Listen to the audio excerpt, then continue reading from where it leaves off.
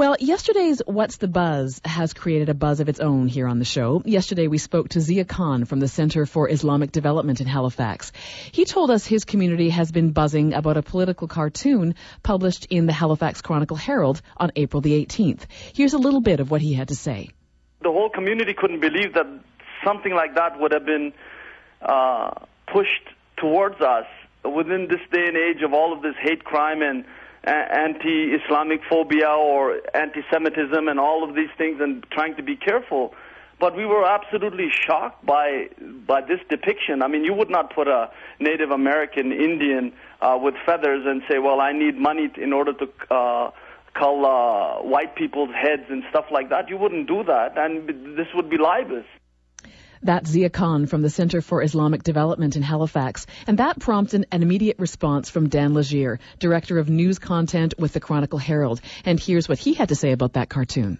The cartoon in question was a fair editorial comment, and it didn't say anything about Muslims or reflect on any religion at all. In fact, the whole purpose of that cartoon was to comment on the outrageous demands of this individual for compensation long before any hearing into her case had ever been held.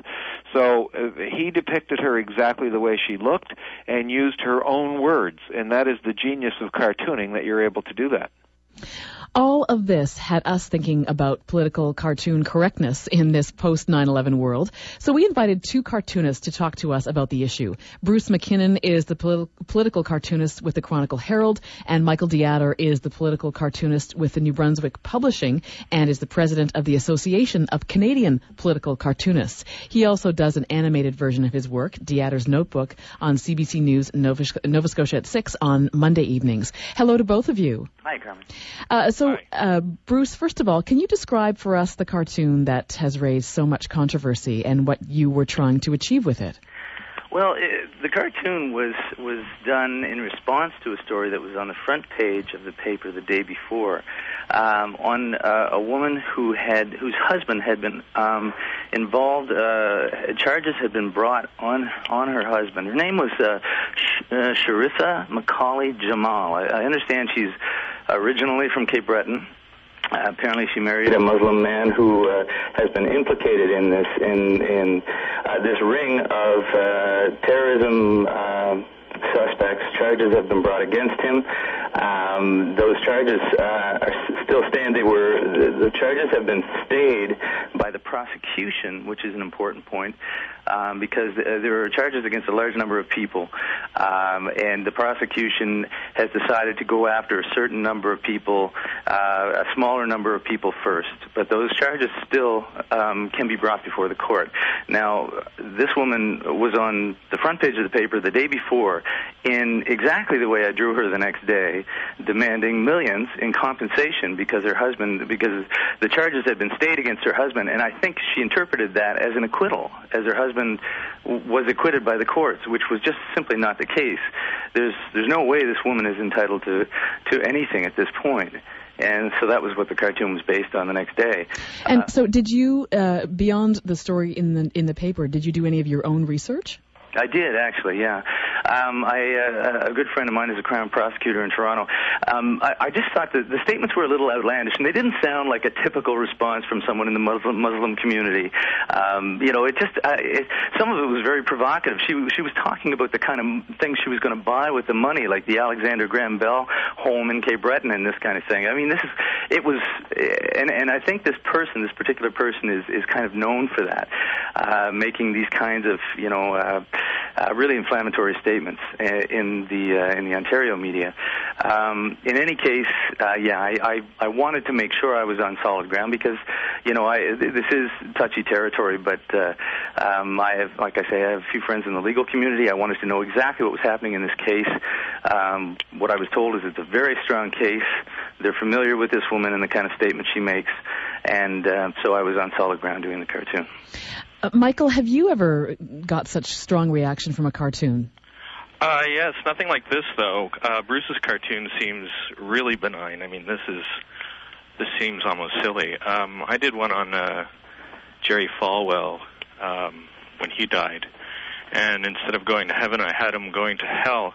and the devil at the reception says surprise. And a local pastor in Halifax complained about that in our paper, but that took on a life of its own after a guy in the United States, Daryl Cagle, wrote about it on his blog. And it just, the number of emails shut down my email for a period of about a week. So, but this, Bruce's cartoon, I mean, he was just illustrating, I mean, I don't see anything out of the ordinary with this cartoon.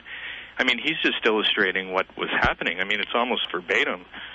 She said, "I want millions," seriously, you know. I mean, that's her words exactly, and he drew her exactly. I mean, I'm not even sure why I'm on the radio.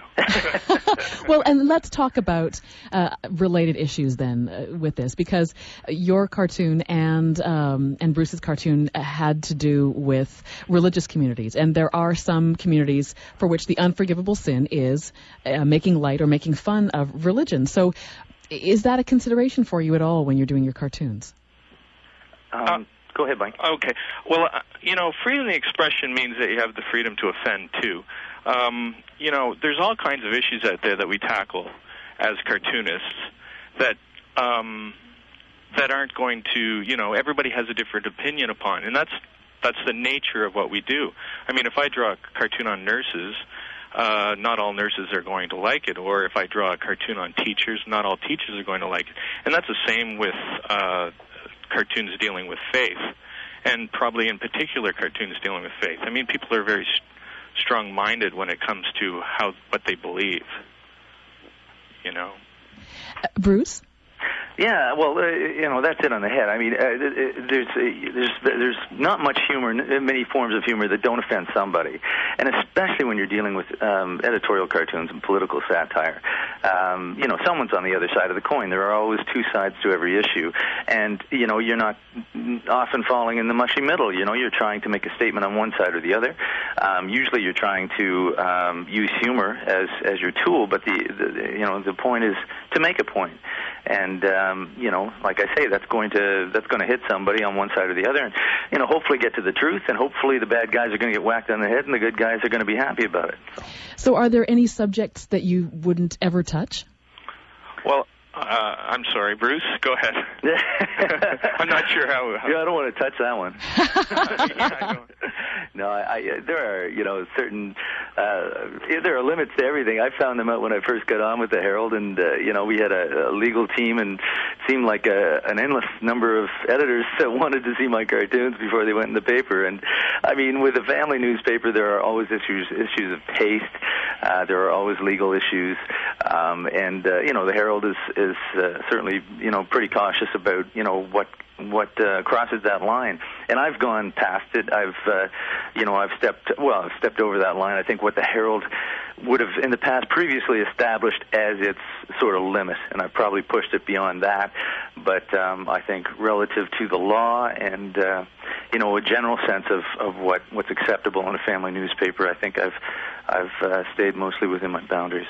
Michael? There are issues that you want to tackle, like issues dealing with policy with the government, and then there are other issues that you definitely don't want to tackle, like issues like abortion or euthanasia. But when a story, you know, when you know people are going to be talking about euthanasia or abortion at the water cooler the next day, I mean, you want to tackle it. I mean, or at least I do.